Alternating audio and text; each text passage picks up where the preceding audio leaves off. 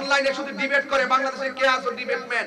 শক্তিশালী প্ল্যাটফর্ম তাকে বলে আমার সাথে বসার জন্য। আমি চ্যালেঞ্জ করলাম আহমদুল্লাহ সাহেব, আমি তাহিরের সাথে আপনি আল্লাহর কসম করে বলি, নবীর মহব্বত হইয়া বলি, আপনি যে বলছেন 40 বছর আগে নবী ছিল না, আল্লাহর কসম করে বলি আমি তাহিরের সাথে আপনি 2 মিনিট টিকবেন না, 2 মিনিট টিকবেন না। যদি আপনি টিকেন, যুক্তি দিয়া দলিল দিয়া এই মাইকের স্পিকার আমি ছেড়ে দিব ইনশাআল্লাহ, বলে দিলাম। ওয়াজের মাঝে আমি কথা বলবো না। তাহির এত সোজা মানুষ না, তাহির এত অশিক্ষিত কেউ না। এই অন্তত পক্ষে হুব্বে রাসূলের উপরে দলিল এর মাধ্যমে আমি প্রমাণ করে ইনশাআল্লাহ দেখাই দিব তাহিরি ইস্তাহিরি। এসো যদি বলো কোর্ট কাছে মামলা করবা, আসো, দুইজনে কোর্টে যাই, সরকারি প্রোটেকশনের মাধ্যমে কোথায় বসবা, বসো বসো, দালালি গোষ্ঠী বসো। কতগুলা টাইম যা তাহিরি বাপের নাম লইয়া লইয়া আইসা তার বাপের দালালি করতেছে মার্কেট পাওয়ার জন্য। গড় সিজন তো ওয়াজ মাহফিল নাই, শুধুমাত্র মার্কেট পাওয়ার জন্য। কথা কোন ঠিক না বেটি? ইউটিউবে ধান্দা করার জন্য। আমার জিকির কাইটেন আমার নামে সঙ্গীত বের করছে, আমি মাজার পূজারি। সঙ্গীত বের করছে, আমি বলে মাজার পূজারি। আমি কি মাজার পূজা করছি কোন সময়? মাজার কি পূজার জায়গা না জিয়ারতের জায়গা? জিয়ারত করা সুন্নতে রাসূল, রাসূলের অনুমতি। এই জিয়ারতকে যারা পূজার সঙ্গে তুলনা করে তারা তো মুসলমানই না। কথা কোন ঠিক না বেটি? তো তোমরা মনে করছো এডিটিং করে ভিডিও করে সাইবার তোমরা খুব শক্তিশালী না?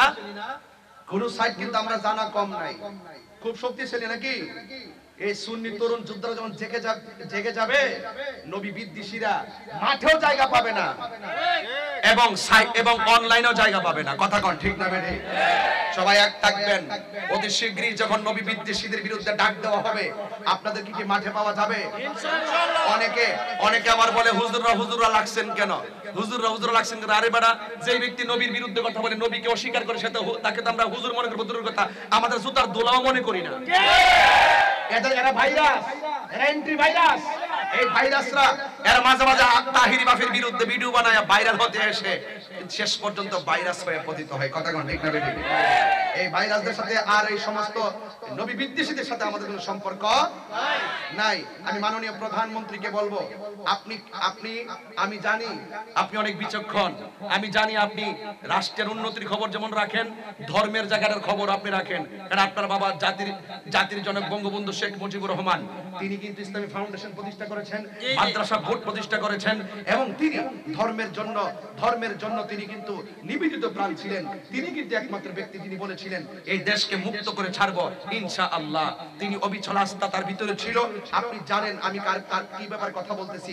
আপনার কানে যদি যায়, আপনি তলব করে দেখবেন, আমরা স্বাধীনতার সপক্ষের মানুষ, মুক্তিযুদ্ধের চেতনার মানুষ, আর ওরা দেখবেন স্বাধীনতার বিরোধী যারা রয়েছে তাদের সঙ্গে তাদের গোপন সম্পর্ক রয়েছে। কথা কোন ঠিক না বেটি?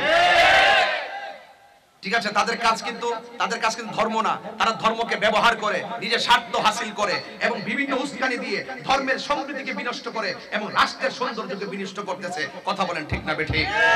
এজন্য আপনাকেও বলবো, এই সমস্ত বক্তাদেরকে আপনি থামান, এদেরকে ডাকেন, এদেরকে আইনিভাবে ডাকেন। যারা আমার নবীকে বলবে আমরা নবীকে 40 বছরের জন্য মানি না এবং 40 বছর তিনি নবী ছিল না, আমার নবীর উপরে এত বড় কথাটা হিন্দুরও বলে নাই। ওই দিন দেখলাম এক হিন্দু মুরব্বী বলতেছে আমি হিন্দু ধর্ম হতে পারি, কিন্তু মুসলমানদের ধর্মটা আমার ভালো লাগে। মুসলমানদের ধর্মের মধ্যে এমন একজন নবী যিনি রাহমাতুল লিল আলামিন। আর হিন্দুরা এই কথা বলে না, অন্য ধর্মের হলো নবীকে সম্মান দিয়ে কথা বলে। তাদের গ্রন্থের মধ্যে নবীর প্রশংসা অনেক শ্লোক আছে যেগুলো আমরা পড়ি দেখি। কথা কোন ঠিক না বেঠিক? এত বড় স্পর্ধা বোঝা গেল তারা নিঃসন্দেহে গোপন একটা এজেন্ডা বাস্তবায়ন করার জন্য মাঠে কাজ করতেছে। সুযোগ পেলে তারা ধর্ম শেষ করবে, সুযোগ পেলে তারা রাষ্ট্র শেষ করে দিবে। কথা কোন ঠিক না বেঠিক?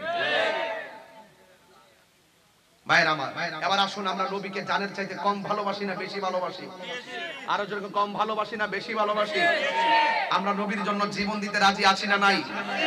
আল্লাহর হাবিবের সাহাবীরা নবীর জন্য জীবন দিয়েছে কি দেয় নাই? ভাইরা আমার, পরিষ্কার কথা হলো বাঁচতে হলে নবী নিয়ে বাঁচবো, মরতে হলে নবী নিয়ে মরবো ইনশাআল্লাহ। আমার নবী সবার শ্রেষ্ঠ নবী, আমার নবী সৃষ্টির সেরা, সবসে আউলা ওয়া আলা हमारा नबी, सबसे बाला व आला हमारा नबी, जिसका कोई शान नहीं वो नबी हमारा है, मुस्तफा की आजमत का हद है ना किनारा है। रसूल पाकेर शान এত সুমহান যার মহব্বতের কোনো সীমানা নাই, রসুলের শান এত মহান যার কোনো দ্বিতীয় নাই। রসুল সবচেয়ে আউলা ওয়া আলা, সবার ঊর্ধ্বে এবং সবার সেরা। কথা বলেন ঠিক না বেঠে?